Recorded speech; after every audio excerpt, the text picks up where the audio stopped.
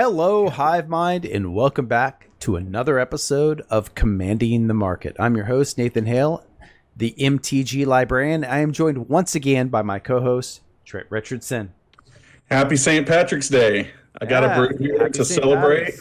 It's not green, but my green screen is, so that counts. Yeah, that's a good start. You're wearing green in the background, so not that you all will see that, because the magic of movie making, or in this case, podcast making and YouTube videos. Yee. Well, everyone, thank you once again for joining us, and we have kind of a different episode for you this week. We're doing a recap, and by recap I mean retake. We shot this yesterday, and audio wasn't working, so we're going to do it again, just so that you can actually hear what we're talking about, and not just look at our pretty faces the whole time. So, first and foremost, let's kind of do a little recap. Oh, I see you mouthing there, like, "Yep, audio's not working." Yeah. Oh yeah, my audio is working fine today. We're good. So just a quick recap. Some seller's notes on a card that we spec'd on back, I think it was late October.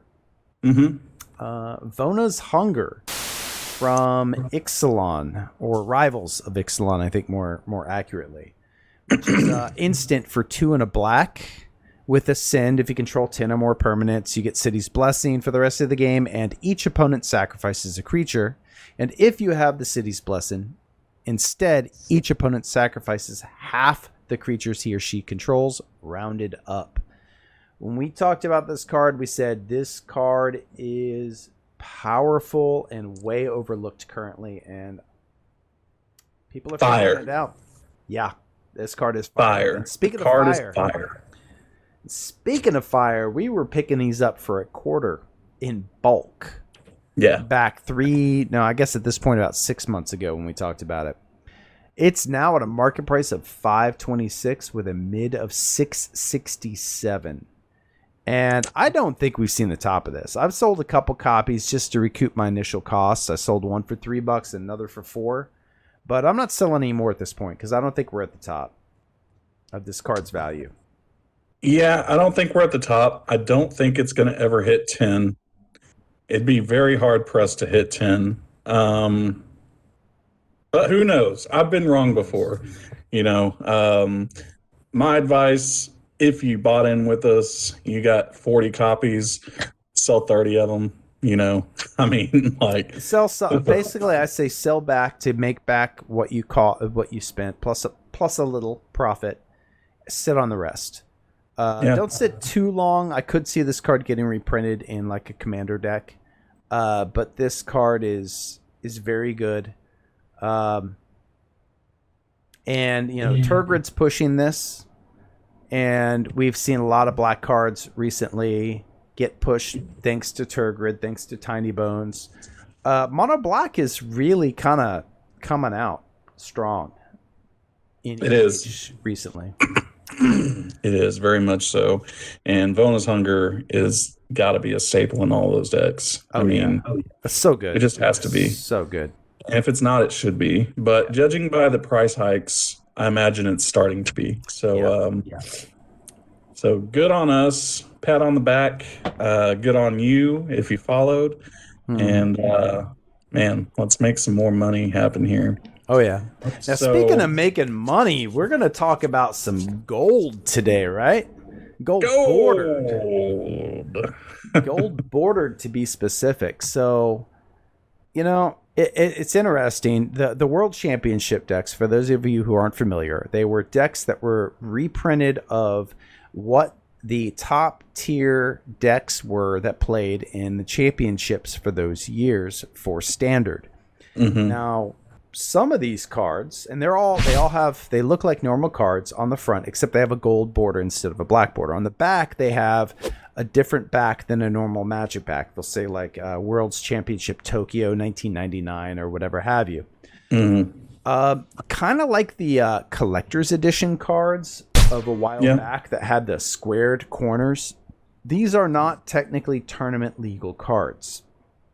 Well, They're not technically legal in EDH, although I have found that 70% or more of the players in EDH, because it's technically not a tournament format, have no issue with them. And for good reason. They look like normal Magic cards on the front. Everybody sleeves their cards. And they just have a gold border, which makes them look a little more bling than the original version. Mm-hmm. All that aside, though, you may recall back in 2017, 2018, we had this like reserve list buyout thing going on. Yeah, I heard about that. Yeah. And remember those collector's edition cards with those squared corners? Those started jumping up as well. Significantly. Yeah. Well, these gold bordered cards got missed in that initial run, and there are actually reserve list cards printed by WotC in these World Championship decks, and we're going to talk about a few of those today.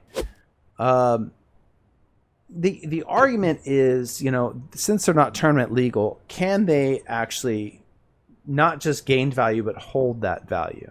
And I kind of personally look at those collector's edition cards as an indicator of where the gold bordered World Championship cards could go. Yeah, for sure. I mean, we had a reserve list buyouts 2.0 back before the pandemic. We also are now, we just kind of are at the tail end of the buyout 3.0. And it's interesting that in the 3.0, now we're seeing people going after these reserve list gold bordered cards because they're about, I mean, you could have gotten just a couple months ago, a gold borders guy's cradle for like $60. Yeah. I mean, it'll cost you about over 200 now. Yeah. So, and just in the last few days, I mean, even since we recorded yesterday, I had to update some prices between yesterday and today due to changes we had. Yeah, and we had to update prices because he sent me the list just a couple days before yesterday on Monday, I think, or Sunday, and I mean, we had to update prices yesterday from Sunday, so they're going kind of crazy bonkers right now. And I think it is just because like these are like 20% or 10% of what it costs to buy the original card, and nobody really cares. WotC actually printed them, so it's not like you just went out and wrote on a piece of paper. It's the actual art, it's the actual text, everything's good. It's just got a gold border on it, and which is kind of bling when you think about it. Yeah. So, it's really hard to find these cards in good near mint or even light play condition because, back in the day when these were coming out, we're talking from what, 97 to 2004. Yeah. I mean, people weren't playing with sleeves very often. No, I mean, I even played with sleeves during the time, and the World Championship decks I have are all played. Like unsleeved. I was like, these aren't going to be worth anything. I'd just break them out because I wanted to play with the decks that the champions were playing with. And I was like, I want to see how this plays. I want to get in their mind while I play this. Yeah, and that was the only way we had to do it back then too, because we didn't have Channel Fireball articles and live coverage of events and this and that. All we had was Inquest magazine and like a website called like Brainstorm or Brainburst or something like that would put up the articles about the tournaments that happened, but it would be the week after it happened. Not everybody had access to the internet or a computer for that matter. So people just kind of like saw these and picked them up, and they're like, hey, this is the opportunity I get to play with the best deck in the world. Yeah. The one that literally this is the best deck in the world right now. Yeah. So, I can definitely see why there are not many of them available as far as good near mint to light play copies. Another thing I want to point out is like this has been a major firestorm in that it's all come together really quickly. A lot of these prices in the last 6 weeks have jumped from where they were. You could have picked up a card like the gold border Grim Monolith for under $14 6 weeks ago. We'll get to that and many other cards here shortly. But literally in just within the past few days, we saw Jake from Jake and Joel Are Magic do a video on gold bordered cards. We saw Mitch from the Commander's Quarters do a video arguing for the viability of these cards in EDH and how they should be technically legal, how they should be legal in EDH. And just seeing how the average collector's edition card typically sits at 10 to 25% of the original copy's value, I think we can take that same formula as we look at the gold bordered cards and see that as their tournament legal versions are climbing the price, so too are these gold bordered versions, and these kind of give you a way to step into getting these cards without having to fork over the $1,000+ for cards like Gaia's Cradle and the like.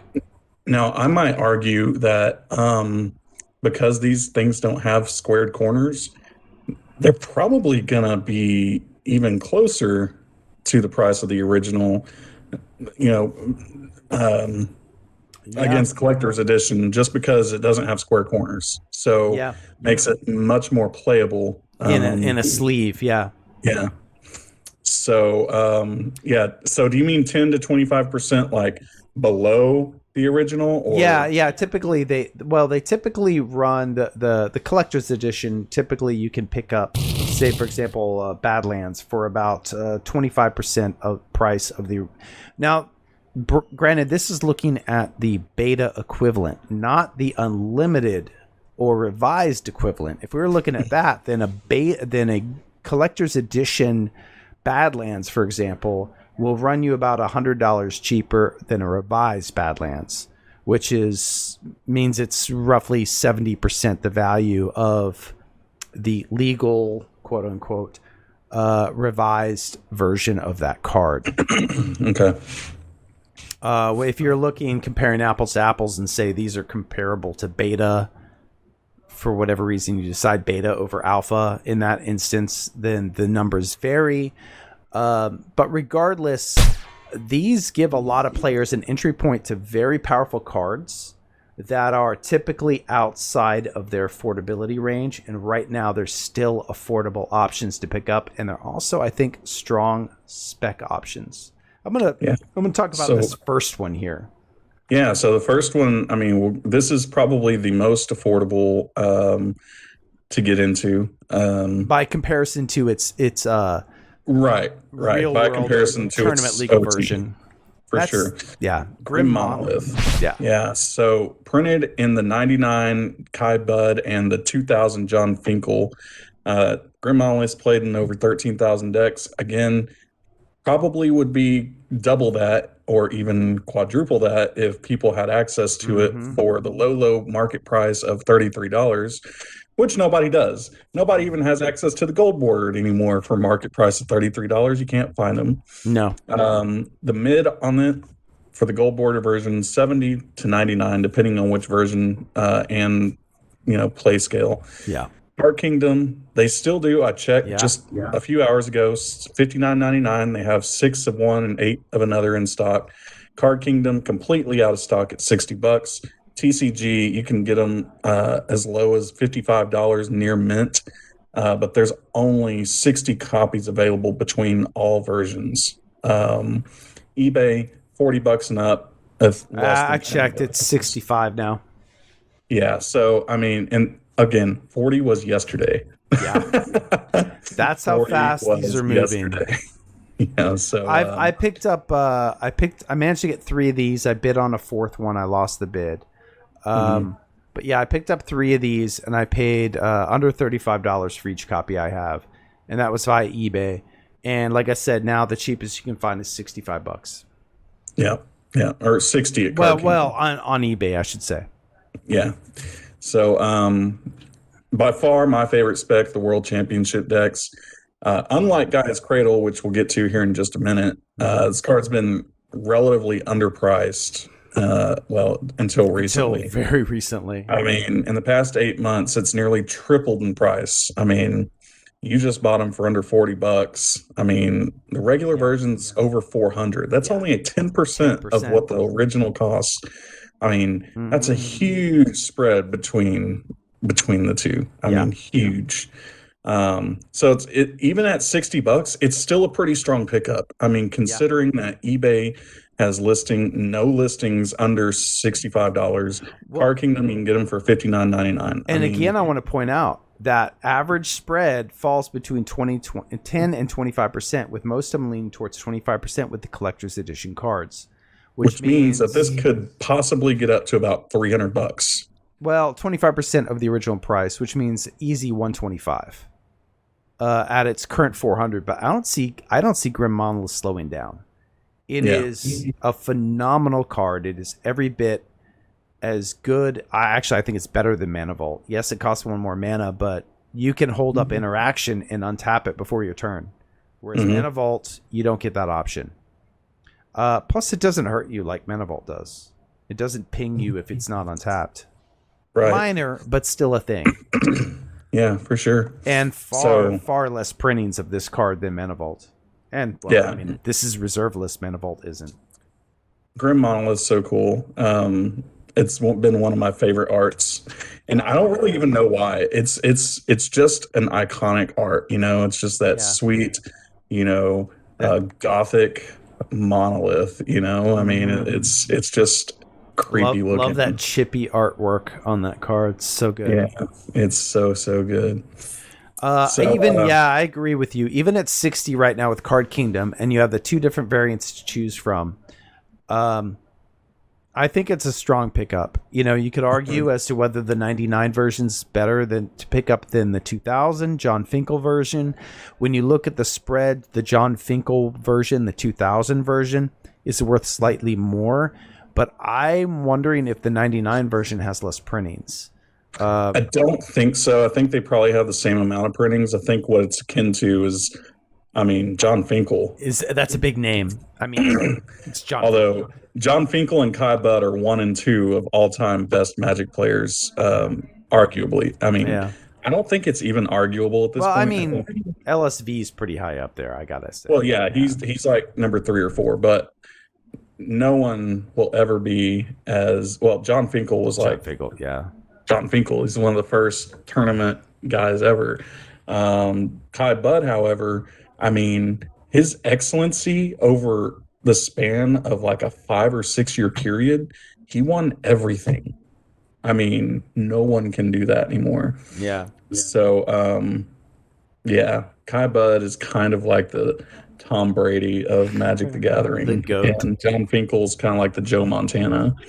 So, well, maybe not quite as well known was Matt Lind, who also in 1999 played against Kai Budd. And he was running a card we all know well, and that's Gaia's Cradle, which is played in nearly 14,000 decks. And his gold-bordered variant of this card has a TCG market price of $167.80 with a mid of $237.50. Again, huge spread between the market and the mid, just like with Gaia's Grim Monolith. Card Kingdom out of stock at $199. Card Kingdom out of stock at $210. And TCG available light play for as low as $201, but only 3 copies available. Now, eBay, they're going to run you 200 plus, and there's less than 10 listings on that. Yeah. Now, considering Gaia's Cradle is sitting at over $1,200 now, the OG version, the only legal printing version outside of the Judge promo. This card at $200, I think, is still a good pickup. Now, I considered getting it 2 years back. I have a Gaia's Cradle, but I wanted some additional copies for other decks. And I thought, okay, maybe I'll get these. At the time, I could pick them up 2 years ago for under $60. I ended up going with just actual, printed proxies that somebody made. I kind of wish I hadn't done that because I paid like $5 a proxy on them, and I could have picked them up for $60, the gold border versions, which are now, as you've seen, over $200. Yeah. And this is, unlike Grim Monolith, this is only printed in one World Championship deck ever, which means there's not nearly as many of those as there are the Grim Monolith. And while, yes, $200 to cough up for a card that is not technically legal for tournament play, I think from the collector's side, if you're picking up near mint, specifically near mint copies, it's the way to go with this card. And I think long term you will be happy for having done that. Yeah, no, I completely agree. It's still pretty hefty, more hefty than what we like to talk about on the show typically. But I mean, when you're looking at 200 versus 1200. And these are still we have to consider they are still, for all intents and purposes, reserve list cards. Yeah. So I don't foresee them reprinting them in a form like this ever again because the loopholes have been closed on that. They can't do this sort of thing again, which means this is the only other variant besides, in this case, the Judge promo and the original printing of it that you're going to find that is a WotC printed reserve list card of Guy's Cradle. Sure. So moving on here, we've got Metal Worker up next. Metal Worker, for those of you who don't know, 3 mana artifact creature. It's a 1/2. You tap it, reveal any number of artifact cards in your hand, and you add 2 colorless mana for each artifact card revealed this way. So I mean, busted. Yeah, it's ridiculous. Busted. Turn 4, you are probably you should be at least winning on turn 5. Yeah, you're dropping Blight Steels, you're dropping Eldrazi on turn 4. It's ridiculous. It's gross. So TCG market for the gold bordered version, $29.91, mid of $63.04. Again, massive spread. Massive. Card Kingdom has them for $37.99, 8 in stock. Not the case anymore. Oh yeah, I didn't check on out this of one. stock. They're out of stock on those. Channel Fireball, $38, out of stock. TCG Light Play. Listen to this, guys. This was yesterday, or this was technically 3 days Sunday. ago. Yeah. TCG Light Play for $11.99. Less than 40 copies available. No near mint. Yesterday, that price was $40. Wow. $45, and I think today it's up in the 60. I think it's matched the mid. Wow. I think we're at the mid price. eBay low of $36, less than 10 copies available. I don't know if that's still accurate or not. We haven't checked, but and I want to take this moment to plug our Discord channel. Our Discord channel is where this topic first came up about 6 days ago. Yeah. And that's when I started looking and buying and investing in some of these gold bordered cards. If you are a viewer interested in joining our Discord so that you're able to get that information, because this market, it moves fast. This is Ferris Bueller territory here. Life moves fast, right? So if you want to be in on when we are catching these trends and these changes, and you want to jump in on it before, as you've seen just in the last few days as we're talking about this, how much the market has moved and changed, talk to us, leave a comment, let us know you're interested, and we will invite you to our Discord. And there you can get the most up-to-date on what cards we're looking at and what we're considering for this next upcoming episode of Commanding the Market. Because by the time you guys watch this, you're several days, if not a week, behind where our minds are on investing. So. Yeah, for sure. But yeah, so back to Metalworker. I mean, it's not as strong of a spread as Grim Monolith, and not played in as many decks. I think it's only about 4,000 decks or so. But it's not to be underestimated. It's worth in artifact decks. I mean, we talked about it before. I mean, Blight Steels, Eldrazi, Ugin, whatever. I mean, you name it, you got it. With the original version running a market price of over $170, it's still worth grabbing in the gold border And I variant. gotta say, even at $170, the original version is still underpriced. I think so too. And I think the gold bordered version, it being 60 at this moment today, is showing us just how underpriced the original copy is.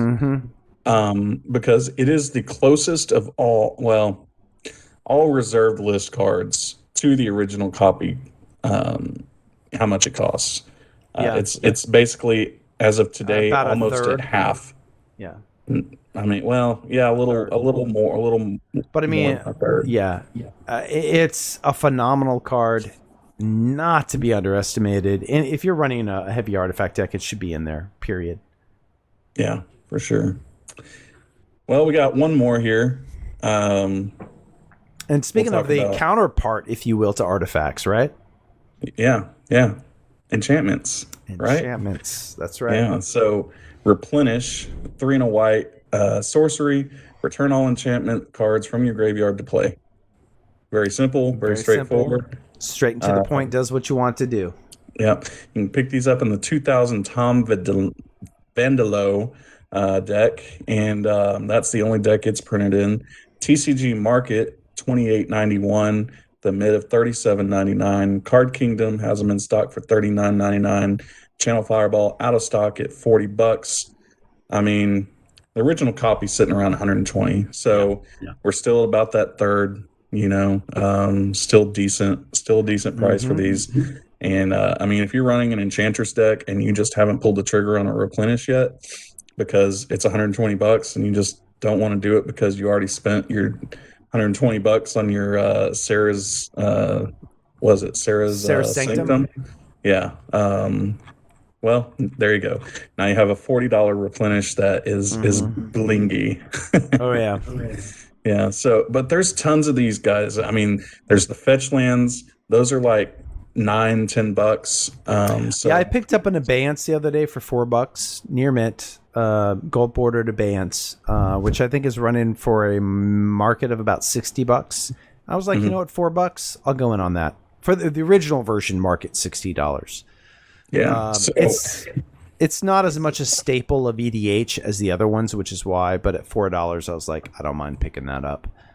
Yeah, but these other cards we've talked about are very much staples to the format. If you're in enchantments, you're running Replenish. If you're in artifacts, you should be running Metalworker.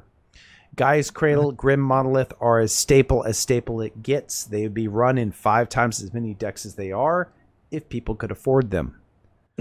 So with that in mind, if you're looking to pick up affordable copies, you might want to look at these gold bordered variants because, again, most play groups don't actually have an issue with it. Yeah, for sure. With major content creators arguing for the viability of these cards to be played in the casual format of EDH, I think they become even a stronger and stronger investment over time. Yeah, for sure. And I think we're going to see a lot more people come out and do it. I mean, even on the command zone, somebody played with a gold bordered card on the command zone. I mean, yeah. So, I mean, and that was a couple years ago. So we know how they feel. Now, if they get on the bus and start talking about it, forget it.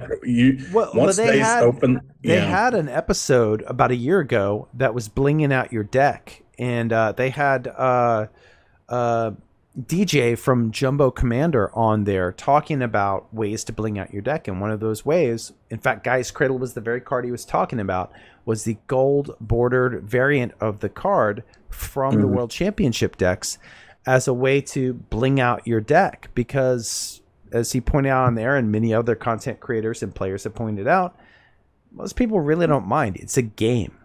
If you're printing out and writing on slips of paper, that's ugly. It's not really, it's not a printed card. If that's what you need to do to figure out if you want to spend the money on these cards, cool. But as far as the difference, in my opinion, between the gold bordered version and the regular version of these cards, in my mind as a player, there's zero difference. I'm not going to bat an eye in a second for that. Yeah, me neither. And that's most players I've found. Yeah, me neither. I mean, as long as you're not playing with the Power 9 gold bordered or Well, I mean, whatever. the actual technical legal of these cards. And I mean, there's the stakes are nothing but having fun. You know, if you're playing CDH and there's some kind of like tournament on the line and there's money or cards or boosters, sure, okay, whatever. You can have that stipulation and that concern. But 99.9% of the players out there aren't playing in that kind of form. They're just playing casual EDH. And I think these cards are 100% viable in that format. Yeah, I completely agree. Couldn't have said it better myself. But we'd like to know what you think. So if you're watching this and you have a differing opinion or similar opinion, we'd like to hear what you think. So please comment on this. Let us know your thoughts concerning the gold bordered cards, whether you think they should be legal, whether you think they're good specs, whether you think they're bad specs, whether you think our breath is bad and somehow it's so bad you can hear it through digital form here. I don't know. Whatever the case, let us know. We want to hear from you. And while you're at it, be sure to subscribe if you haven't now, if you've been liking the content you're watching, like this video, and also share it. And when I say share it, I mean share it with... You can share it with Homer Simpson, Marge Simpson, the Smurfs, Family Guy, Smurfy. Smuckers, McDonald's, Powerpuff Girls, Pokemon, The Matrix, Captain Marvel, pretty much any IP you want to, because Wizards is. So that's right, because we're worlds beyond now. We are worlds beyond. So to all of you, may your card draw be plentiful and your mana never screwed. And remember to always keep commanding the market. Peace.